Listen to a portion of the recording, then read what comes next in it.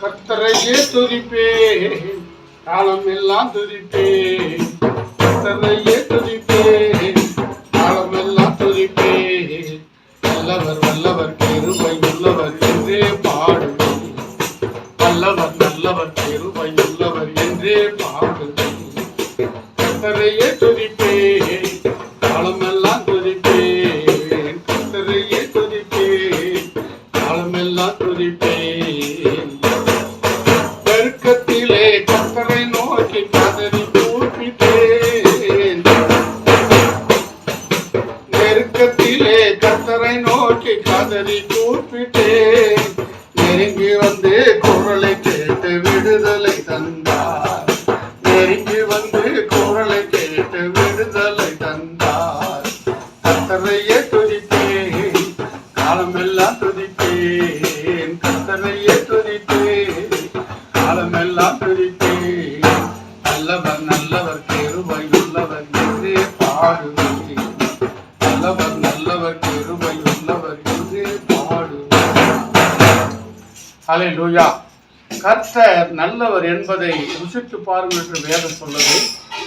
ஆகவேதான் கர்த்தரை யாரெல்லாம் நம்பினார்கள், அவருடைய வாழ்க்கை எப்படி இருந்தது, யாரெல்லாம் கர்த்தரை மறுதலித்தார்கள், அவர் வாழ்க்கை எப்படி இருந்தது என்பது தான் இப்போ நம்ம ஒரு வசனமாய் ஒரு ஒரு 1/2 மணி நேரம் நம்ம வேத வசனத்தை ஆராய்ச்சி செய்ய போகிறோம்.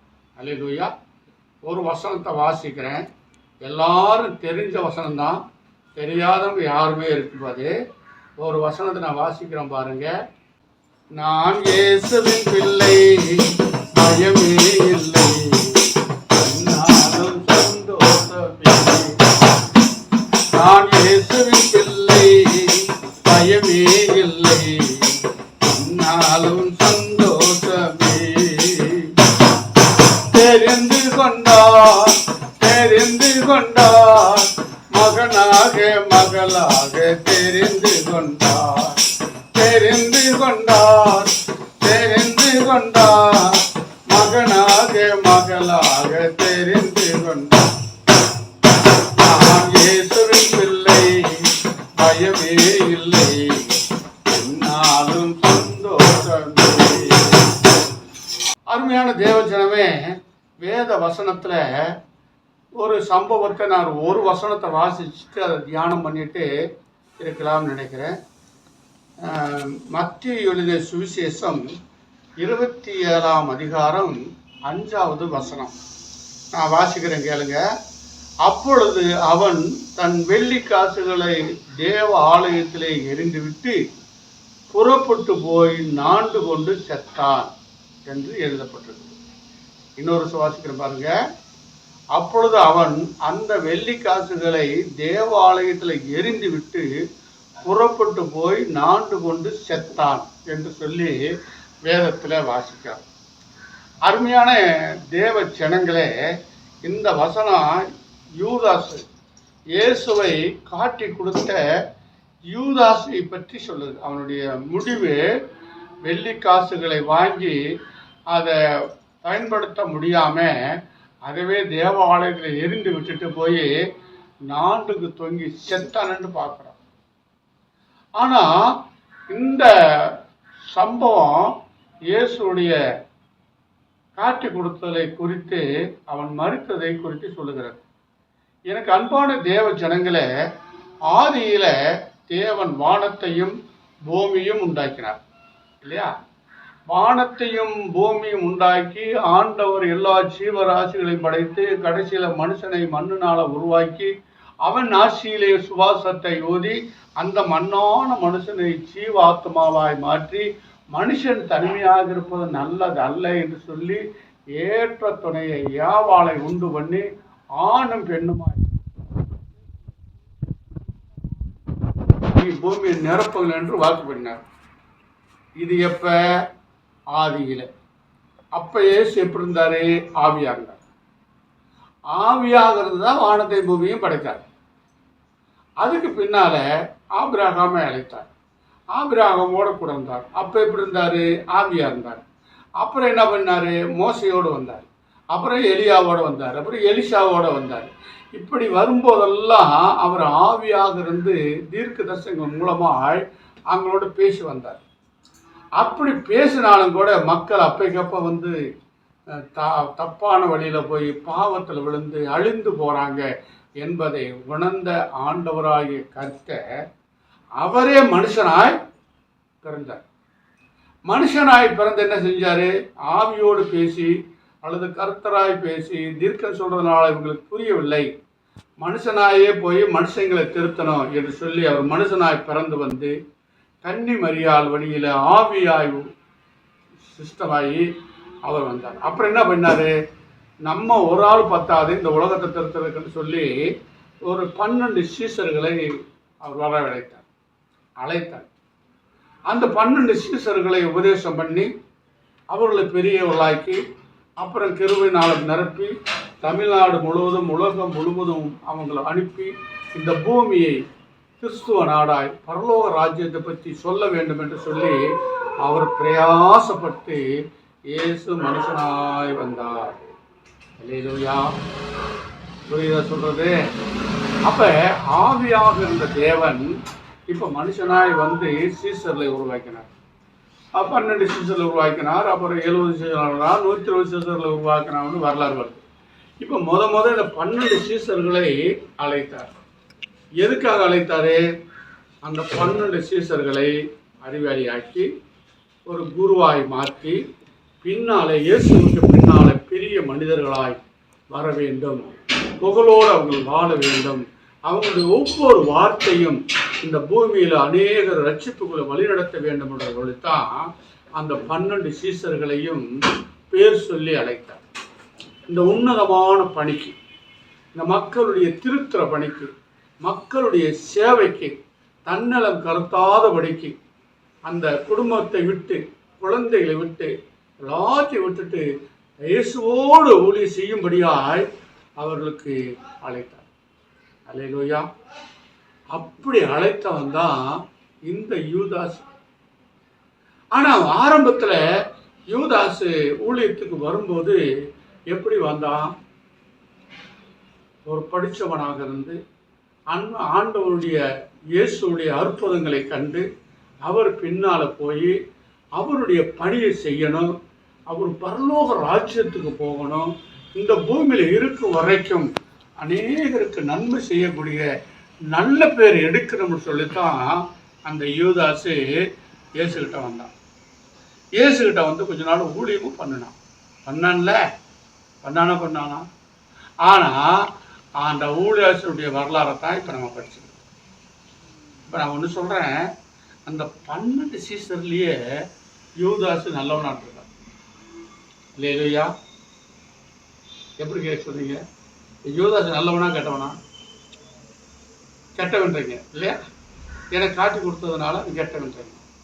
ஆனால் கிறிஸ்துவுக்குள்ள இயேசுவே அவனை நல்லவனு தான் பார்த்து அழைச்சிருக்கார். அவங்க கையில் தான் பணப்பை கொடுத்துருக்கார். அந்த 12 சீசரில் ரொம்ப ஒழுக்கமானவன், ரொம்ப சிக்கனமானவன், ரொம்ப நல்லவன் யூதாஸாக இருந்திருக்கான். அதனால தான் 12 பேர்த்தில் அந்த சீசன் கையில் அந்த பணம் முடிப்பை கொடுத்துருக்காங்க. யாராச்சும் காணிக்கை கொடுத்தா அந்த காணிக்கை யாருக்கு இருந்திருக்கு? யூதாஸ் கையில் தான் இருக்கு. அந்த யூதாஸு இயேசுவுக்கே ஒரு டீ குடிக்கணும், ஒரு ஏதாச்சும் வாங்கி சாப்பிடணும்னா என்ன செய்யணும்? அந்த யூதாசுகிட்ட தான் கேட்கணும். அந்த அளவுக்கு அந்த யூதாசு ரொம்ப நல்லவனாக இருக்கான். அல்லேலூயா, அல்லேலூயா. அப்படிப்பட்ட நல்லவன் இப்போ இயேசுவை காட்டி கொடுத்து அது 4 தொங்கி செத்தான் என்று எனக்கு அன்பான தேவ ஜனங்களே, அவன் அந்த 30 வெள்ளிக்காசுகளை வாங்கும்போது என்ன நினைச்சிருப்பான்றீங்க? அல்லேலூயா. அவன் என்ன நினைச்சிருப்பான்? நம்ம செத்து போகும்டா வாங்கியிருப்பான்? இல்லை. இந்த 30 வெள்ளிக்காசுகளை நம்மளுக்கு கிடைச்சிச்சுன்னா அந்த 30 வெள்ளிக்காசு என்பது அந்த காலத்தில் 30 லட்சமாக கூட இருந்திருக்கலாம், அல்லது 30 கோடியாக கூட இருந்திருக்கலாம். ஏன்னா வெள்ளி பணத்துக்கு அந்த காலத்தில் அவ்வளோ மதிப்பு. அப்போ இந்த 30 வெள்ளிக்காசை வாங்கின சொல்லுக்கு என்ன நினைச்சிருப்பான்? இனி நம்மளுக்கு கவலையே கிடையாது, இனி கஷ்டமே கிடையாது, நீ யாருக்கிட்டையும் போய் அடிமையாக இருக்க வேண்டியது கிடையாது, நம்ம கடினமாக உழைக்க வேண்டியதும் கிடையாது, நம்ம சந்தோஷமாக வாழலாம், நம்மளுக்கு எந்த குறையும் கிடையாதுன்னு சொல்லித்தான் அந்த 30 வெள்ளிக்காசுகளை கை நீட்டு வாங்கியிருப்பான். அப்படித்தானே சொல்லு? புரியுதா? புரியுது? புரியுதுல்ல? அப்ப அவன் நல்ல வாழ்வும் நினைச்சுதான் வாங்கினான். ஆனா அந்த பணமே அவன் என்ன ஆயிடுச்சு? அவன் மனசை குத்தப்பட்டு அந்த பணத்தவே தேவ ஆலயத்தை விட்டு எரிஞ்சிட்டு போய் நாட்டுக்கு தொங்கி செத்துருக்கான். எவ்வளவு பரிதாபம்! இது நம்மளுக்கு என்னத்தை காட்டுதுன்னு சொன்னா, அருமையான தேவச்சனமே, ஊழியக்காரர்களே, நீ எவ்வளவுதான் நல்லவனாக இருந்தாலும் பண ஆசை எல்லா தீமைக்கும் வேறாக இருக்கிறது.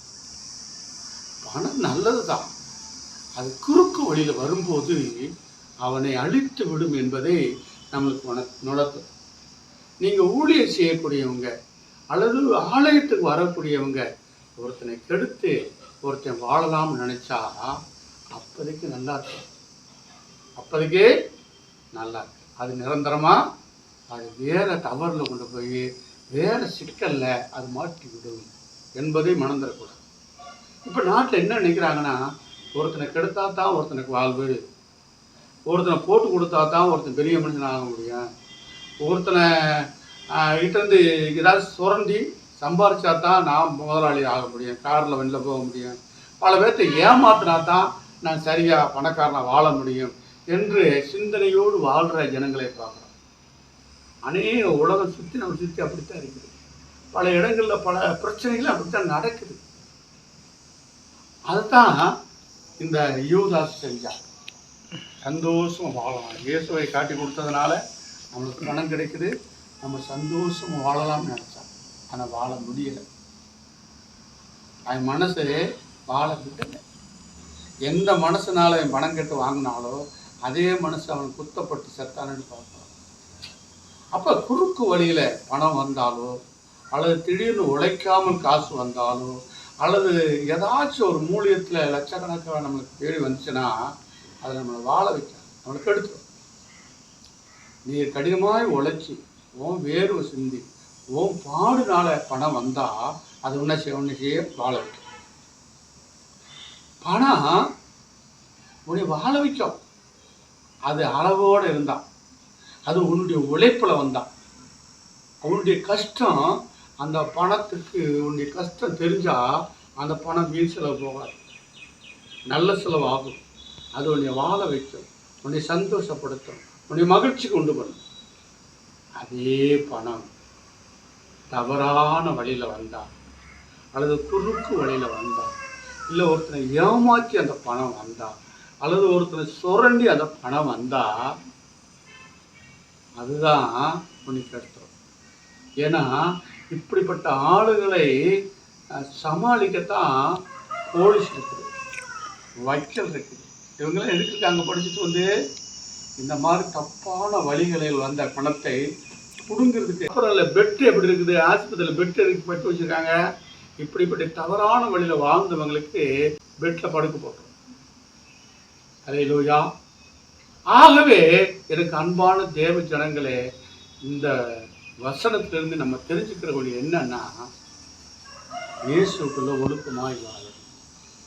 இயேசுக்குள்ள என்ன பண்ணால் பத்தாது, ஜெபம் பண்ணால் பத்தாது, இயேசு ஆலயத்துக்கு போனாலும் பத்தாது, நீ பிரசங்கியாராக இருந்தாலும் பத்தாது, தேவனுடைய வார்த்தையை கடைப்பிடிக்க வேண்டும்.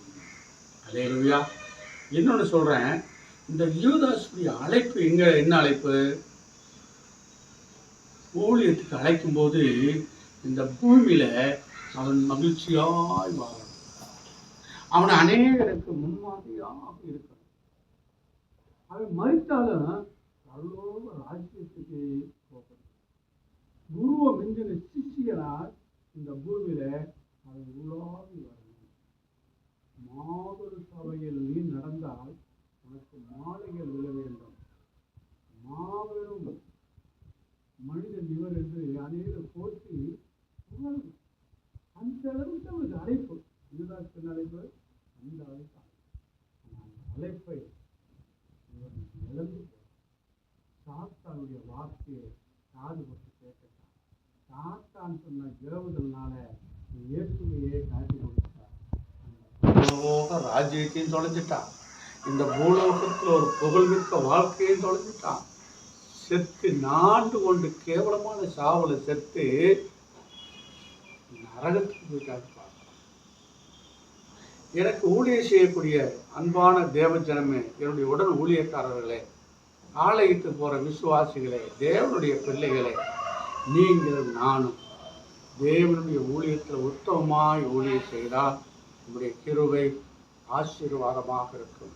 இந்த பூமியிலையும் வெற்றி வாழ்க்கை வாழலாம். நித்திய ஜீவன் நம்மளுக்கு உண்டு.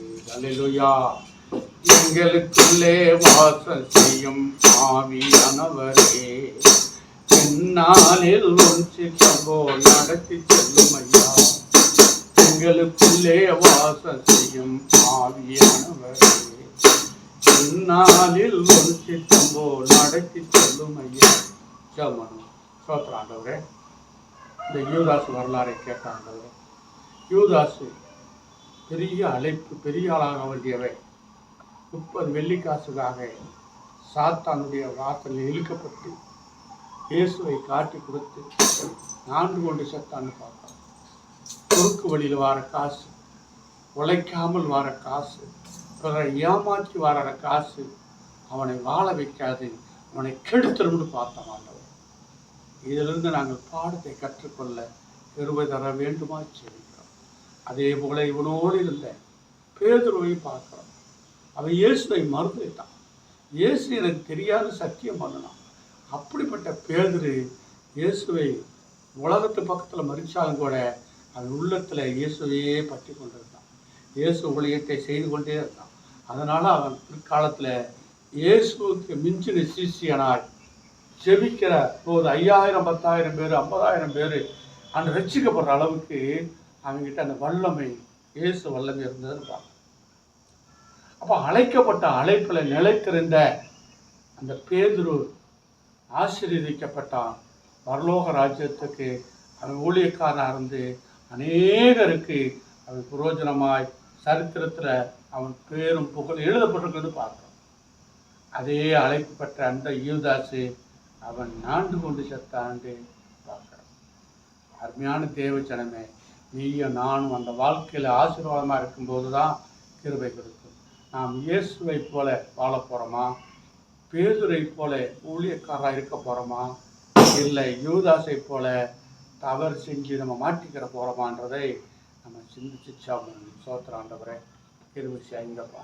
ஆண்டவரே, இந்த வார்த்தை நாங்கள் கேட்டதுனால அந்த யூதாசை போல கெட்டு போகாதபடிக்கு, பாவத்தில் சிக்கிக்கொள்ளாதபடிக்கு, குறுக்கு வழியில் நாங்கள் போகாதபடிக்கு எங்களுக்குள்ள வாசம் பண்ணுகிற ஆவியானவரை நீர் கிருபை செய்ய வேண்டுமா ஜெபிக்கிறோம். ஆண்டவரே, தீயான பழக்கத்துக்கு போகாதபடிக்கு, தப்பான காரியத்தில் நடத்தாதபடிக்கு எங்களை தடுத்து நிறுத்துங்க ஆண்டவரை. ஆசீர்வதிங்க. அந்த பேதுரை போல ஆண்டவரே, வெளியரங்கமாய் சில நேரங்களில் ஊருக்கு பயந்த வெறுத்தாலும் உள்ளத்தில் உண்மையும் உத்தமமாய் ஊழியம் செய்ததுனால இயேசுவுக்கு பின்னாலே ஆண்டவரை பெரிய ஊழியக்காரனாய் மாறி இந்த பூலோகத்தில் சமாதானத்தை இருந்தால் மறித்தாளாக சொர்க்கம் போனான் ஆண்டவரை. அது மூலமுடைய கிருபைகள் தர வேண்டும் ஆசீர்வதிக்கிறோம். இதை கேட்டுக்கொண்டிருக்கிற ஒவ்வொரு பிள்ளையை ஆசீர்வதி, குடும்பங்களை ஆசீர்வதி, பிள்ளைகளை ஆசீர்வதி. வருங்காலத்தில் ஒவ்வொருவரும் ஆண்டவரை இயேசுவுக்கு பின்னாலே பெரிய பெரிய ஊழியக்காரர்களாய் மாறி இந்த பூமியில் உங்களுடைய வசனத்தை பரப்பி கிருபை செய்து ஆசீர்வதி. வெற்றி வாழ்க்கை பூலோகத்தில் வாழணும் இருப்பதற்கு இயேசு நாமத்தில் ஜெபிக்கிறோம்.